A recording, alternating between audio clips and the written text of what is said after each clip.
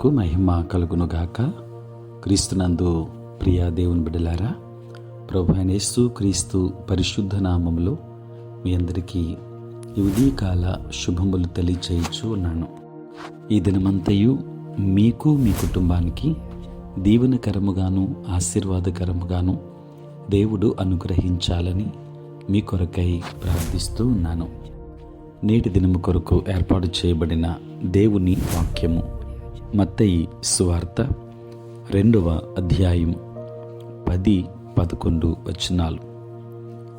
వారు ఆ నక్షత్రమును చూచి అత్యానందభరితులై ఇంటిలోనికి వచ్చి తల్లి అయిన మరియను ఆ శిశువును చూచి సాగిలపడి ఆయనను పూజించి తమ పెట్టెలు విప్పి బంగారమును సాంబ్రాణిని బోళమును కానుకలుగా ఆయనకు సమర్పించిరి. ప్రియులారా, నేటి దినము కొరకు ఏర్పాటు చేయబడిన ధ్యానాంశము క్రిస్మస్ మరియు బహుమానము. ప్రియులారా, క్రిస్మస్ దినమున ఇతరులకు బహుమానములు ఇవ్వవచ్చునా? ప్రియులారా, తప్పకుండా క్రైస్తవులు ఈ విషయంలో అందరికన్నా ముందుండాలి. అయితే మిగతా దినాలలో కూడా వీటన్నిటికీ ప్రథమ స్థానం ఇవ్వాలని ఆయన కోరుతున్నాడు. ఇవ్వడం అన్నది క్రీస్తును ఘనపరిచేదిగా ఉండాలి. మనల్ని మనము మరియు మనకున్న వాటిని తప్పకుండా దేవునికి ఇవ్వాలి. పరిశుద్ధ గ్రంథములో మాదిరిగా చూపించబడి బోధించబడినట్లు ఇతరులకు బహుమానాలు ఇవ్వడం అన్నది దేవుణ్ణి ఘనపరచడానికి సరి అయిన విధానం.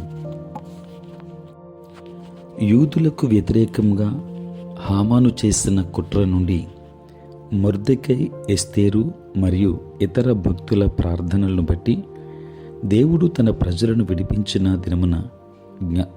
విడిపించిన దినమును జ్ఞాపకము చేసుకుని వారు పూరీము పండుగను ఆచరించినప్పుడు విందు చేసుకొనుచు సంతోషముగా ఉండి ఒకరికొకరు బహుమానములను దరిద్రులకు కానుకలను పంపించదగిన దినములనియు వారికి స్థిరపరచబడింది. ఎస్తేరు గ్రంథం 9వ అధ్యాయం 22వ వచనం. ప్రియులారా, బబులోను చెర నుండి తిరిగి వచ్చిన ఇజ్రాయేలీలు పరిశుద్ధమైన దినమున ధర్మశాస్త్రము చదవబడుతూ ఉండగా ఏడుస్తూ ఉన్నప్పుడు వారితో ఇలా చెప్పబడింది: పదండి, క్రొవ్విన మాంసము భక్షించుడి, మధురమైన దాని పానము చేయుడి. ఇది వరకు తమ కొరకు ఏమియూ సిద్ధము చేసుకొనని వారికి వంతులు పంపించుడి. నెహెమ్యా గ్రంథం 8వ అధ్యాయం 10వ వచనం. ప్రియులారా, ఇజ్రాయేలీలు అలాగే చేశారు. దేవుని కొరకు ప్రత్యేకించబడిన దినములలో సహృదయముతో సరి అయిన ఉద్దేశముతో ఇవ్వబడే బహుమానాలు దేవుణ్ణి ఘనపరుస్తాయి. దేవునికి మన భౌతిక సంపదలు అవసరం లేదు, ఇతరులకు ఇవ్వాలన్నదే ఆయన కోరిక. ప్రియులారా, మనము సంఘ కాపురులకు, దేవుని సేవకులకు ఇచ్చినప్పుడు సంతోషించినట్లే కొన్ని పరిస్థితులలో ఇతరులకు ఇచ్చినప్పుడు కూడా దేవుడు సంతోషిస్తాడు. కనుక మనం యేసు నామమున ఇవ్వడానికి జాగ్రత్త పడాలి.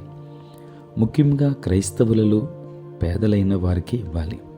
అయితే ఇతరులకు ఇవ్వడం అన్నది క్రిస్మస్ సందర్భంలో సరిగ్గా సరిపోతుంది. క్రిస్మస్ సందర్భాన్ని పురస్కరించుకుని ఇతరులకు ఇవ్వడం ఎంతైనా సబబుగా ఉంటుంది.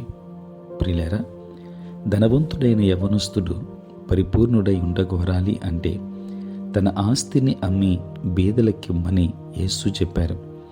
ఆయన దానినంతా తనకు ఇవ్వమని చెప్పలేదు. జక్కయ్య రక్షించబడినప్పుడు నా ఆస్తిలో సగము బీదలకు ఇస్తాను అని ప్రేరేపించబడ్డాడు. దానిని బట్టి ప్రభువు సంతోషించాడు. ప్రియులారా, యేసు ఆయన నామములో ఎవరైనా ఒక గిన్నెడు చన్నీళ్లు ఇస్తే వారికి ప్రతిఫలం ఇస్తాను అని చెప్పాడు. ఆయన మిక్కిలి అల్పులైన ఈ నా సహోదరులలో ఒకనికి మీరు చేసితిరి గనుక నాకు చేసితిరి అని కూడా చెప్పారు.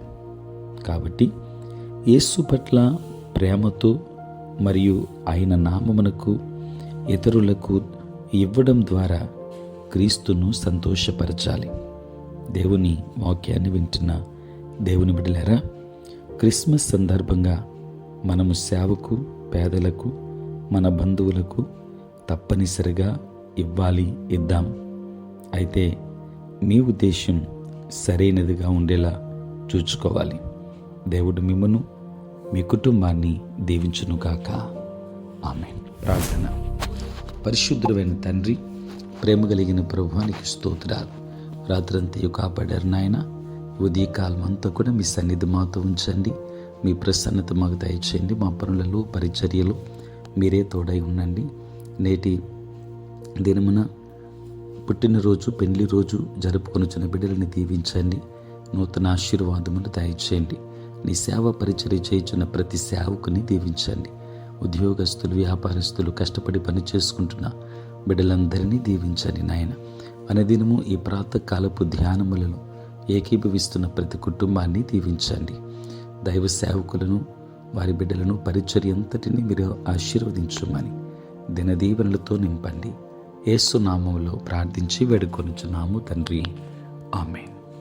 తండ్రి, కుమార, పరిశుద్ధాత్మ త్రియేక దేవుని దీవెన సదా మీకును మీ కుటుంబానికి తోడై ఉండును కాక. ఆమేన్.